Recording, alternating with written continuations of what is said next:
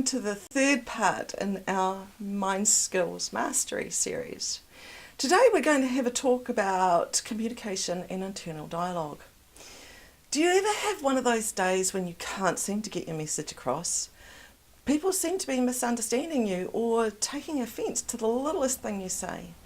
And on those days, even your internal voice seems hell-bent on judging you. And you wonder if it's you or has the world gone mad? I certainly remember those days. But what may be happening is an incongruity or a misalignment in your communication. People never hear what you say, they hear what they think you said. According to researchers Morabian and Birdwhistle, our communication is 7% words, 38% tonality, and 56% physiology. What can often happen is that our words don't match the tone or body language. A common one is saying yes and moving your head from side to side as a no. Or today's common one is called uptalk, or a high-rising terminal, which is indicating a question, which is meant to be a statement. You know what I mean? Clean your room. I can do that. We need to visit your mother. The accounts are up to date. I've organised your meetings. They sound like a question. We also communicate through the senses as filters to what we see, hear and feel. These are known as representational systems, and they are interdependent. Often what we're feeling will influence what we're hearing or what we see and say. These representational systems often have an indicator or predicates. See clearly, big picture, bright clarity, or I hear you, that rings a bell, sounds good to me. Let's amplify, speechless. Or that feels about right. I can grasp that. That's a bit unbalanced, or I'm a bit left of centre field today. In the Mind Skills Mastery workshop, we deep dive into representational systems, and you learn how to hear them, see them, feel them, and utilise them to your advantage. In order to communicate, we generalise, delete, and distort language. The simple act of dropping a pen would take too long to communicate accurately.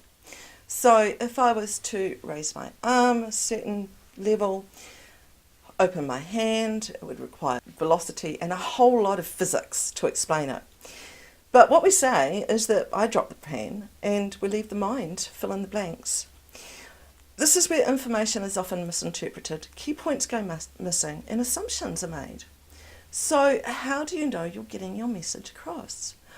Often just the qualifying response you get is enough to clear up any gaps.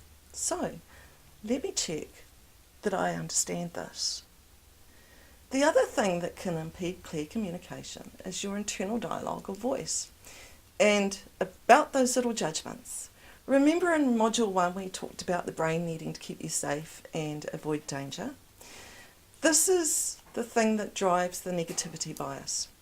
And that critical voice you'll hear, your brain needs to be alert for any dangers, imaginary or real, and is constantly pointing them out. It's a survival skill.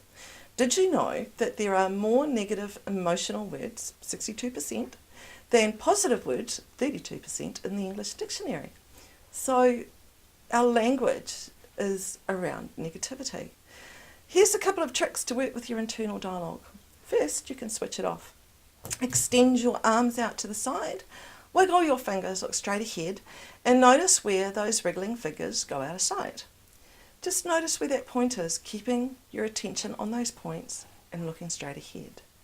Now, notice what happens if you keep looking straight ahead and put your attention on the wall or the scene behind you. And just practice that. Try it. Now, what happened to that internal voice?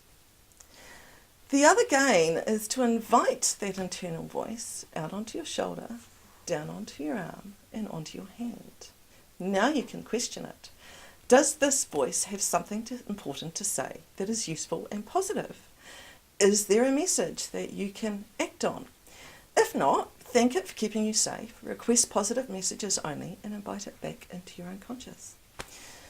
Another shortcut for good communication and rapport is to turn down that internal voice and be genuinely interested in the person you're talking to. There is a cheat sheet or instructions for working with that internal voice below. I would love to hear your results, and we are here to help if you have any questions. Just fill in the comments and we'll be checking in. Once again, have fun, download the PDF, and I will see you in Module 4.